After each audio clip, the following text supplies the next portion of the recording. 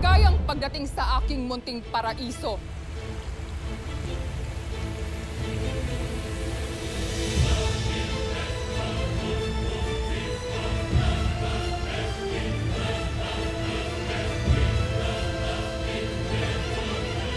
Sala, Celebes. Ako si Adamos, ang bagong tagapangalaga ng brilyante ng tubig. At ngayong namayapa na si Agua, ang pakiusap ko sana'y bumalik ka na sa brilyante ng tubig upang manumbalik na ang balanse ng buong Encantadia. At ako'y handa na sa mga pagsubok upang ikay mapapayag, Celebes. Paumanhin, Adamos. Ngunit ako'y masaya na sa aking kinalalagyan. Sapagkat dito ko naranasan ang kapayapaan at katahimikang hindi ko naramdaman sa Encantadia. Kaya't huwag ka nang maghintay ng pagsubok. Dahil hindi na ako babalik sa brilyante at hindi ako sasama sa inyo! Ngunit buhay at kapalaran ng buong Encantadia ang nakasalalay rito, Celebes. Kawawa ang mga Encantado. Lalo na ang mga Adamian na walang kalaban-laban. Hayaan mo na lamang ba maubos ang Adamian? Ang lahi na pinakamalapit sa'yo. Ilang siglo na ako nakakulong dito, Adamos. Kaya't labas na ako sa kung anumang suliranin ng Adamia at ng buong Encantadia. Kung gayon, ikaw ay makasarili.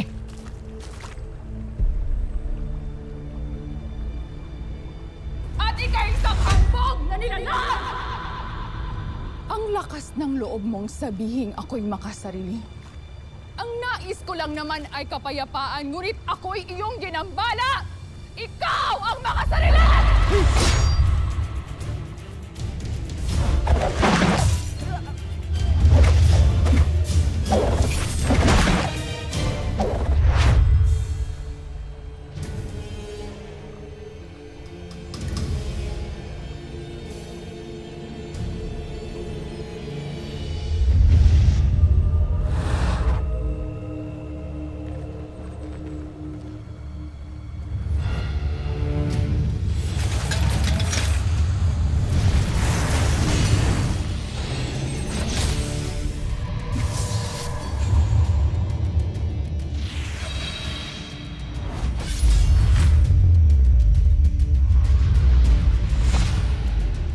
Terra!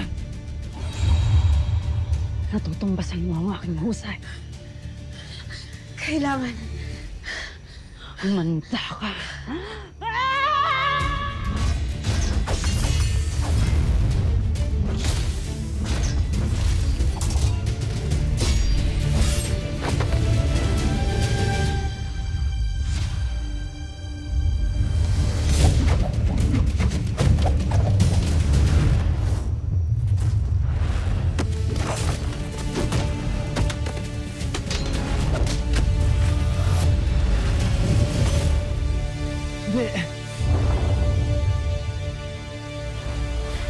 Tama na! Hindi ba dapat sinusunod mo ako? Pashnea! Hindi ko nagugustuhan ang kahambugan ng iyong pananalita.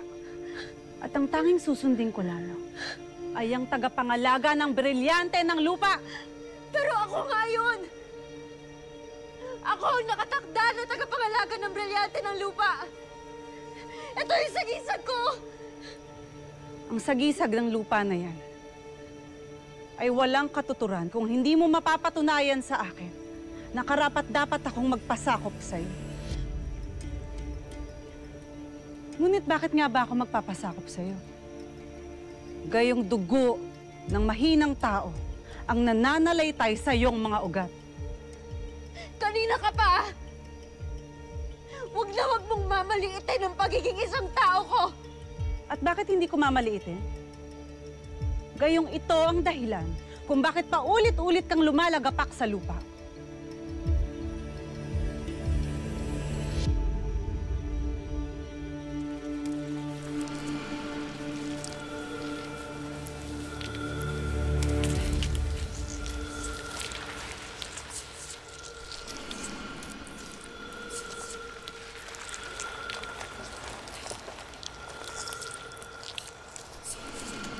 Anong ibig sabihin ito?